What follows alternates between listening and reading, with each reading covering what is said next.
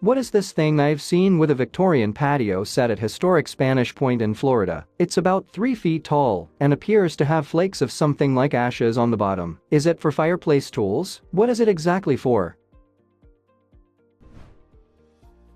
It's a Victorian cast iron umbrella stand with a removable drip tray at the bottom to catch water from a wet umbrella. And it will hold all sorts of umbrellas and walking sticks. What is this steel object about 7 inches long? The amount of wear makes it appear to be very old. There are holes on either end that appear to be places where this thing could be screwed or bolted onto something else. It has black patina or paint on its surface, worn away in some high-touch areas. I've tried various searches for handles, but haven't turned anything up. What is this thing? It's a chair bracket for the backs of a Victorian period reclining Morris chair from circa 1890s. These brackets are heavy and are crafted of cast iron. We have salvaged 2 of these brackets, along with the original flat head drivers from an antique Morris chair which was beyond repairable. What is this small handheld ceramic jug with a tapered neck? There's one large hole on top and a hollow handle with a second smaller hole, maybe for the thumb. It's definitely a kitchen implement for pouring something, but I'm not sure what, and I wonder why it wouldn't come with a cork. I got this at a shop while looking for Christmas presents for the family, because it looked cute and was cheap, but I can't be sure who to give it to until I know what it does. Any ideas as to what this might be?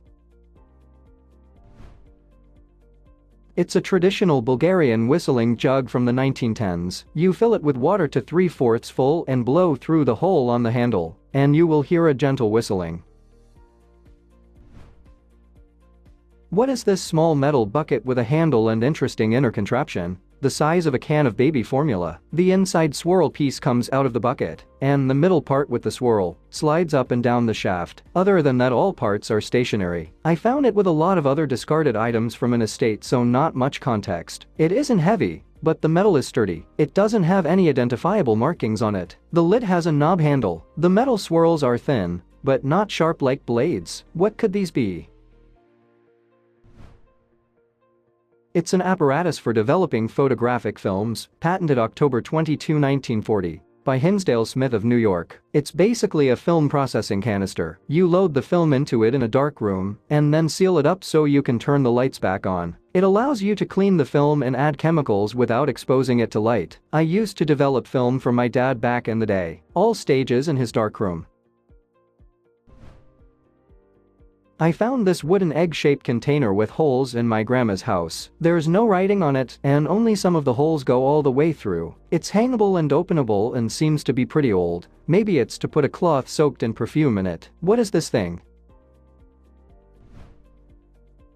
I'm fairly sure it is a flea trap from the 18th to 19th century. These were often made from carved walnuts filled with a few drops of blood and honey or resin, depending on your financial means. Supposedly, fleas attracted by the blood would enter the trap and get stuck to the honey or resin. They were hung around the neck and sometimes worn in ladies' clothes or kept in bed. What is this small metal piece with 2 lenses and rotating mirror in the middle? It's pretty heavy. I found this in my grandfather's things, and he was a chemist. The only text on it is on the underbelly, and it states Depacy. Both of the sides are detachable. Any idea what it is? It's a 19th century microscope, but an actual microscope, not just part of one. The mirror is for catching the light source for brighter view. Clean the optics carefully. It looks like quite a nice one. What is this old velvet purse-like case that opens up in odd compartments, and the inner cylinder is rigid? I found it in a thrift store, and nobody knows what it is. We are pretty sure it's around 100 years old. It seems less like a purse and something for keeping circular objects safe. We wondered if it was for transporting tiaras. I'm very curious to learn what this thing is.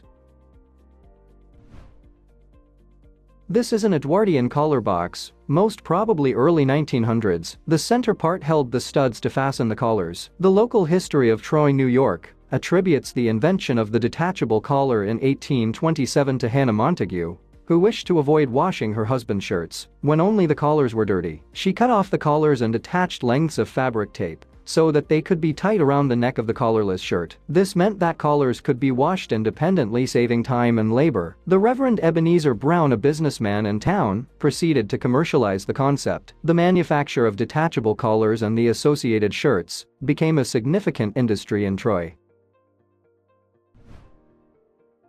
What is this wooden bench with big screws, repurposed into a basin desk and a toilet in a brewery in the UK? This is in Windsor and Eaton Brewery in Windsor. The staff did not know what it originally was. Does anyone know what this would have been originally used for?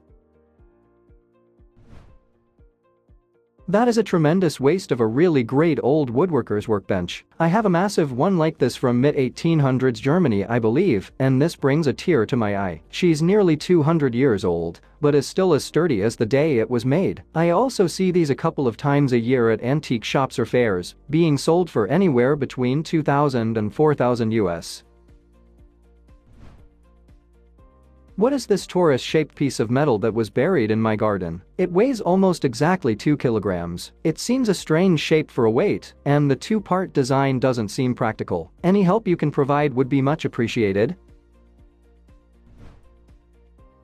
It's an African slave bracelet from the 19th century. This heavy and gorgeous bracelet was usually made of bronze or copper, which were used in West Africa. The chiefs of the tribes used these objects as an effigy of their power and as currency of exchange. Europeans used them as a form of currency to buy and enslave African people. They manufactured them in Britain, especially around Bristol and Birmingham, based on African designs. Different styles and metals had different values. In 1505, one bracelet was worth a big elephant tooth, and 8 to 10 bracelets would buy an African person to enslave.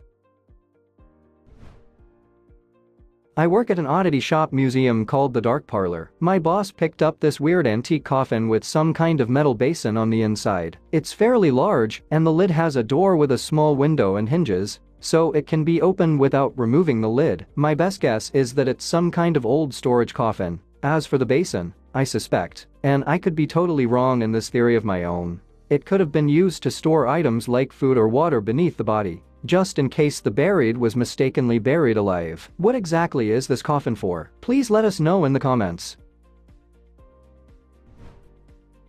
Thanks for watching. Let's make life fun.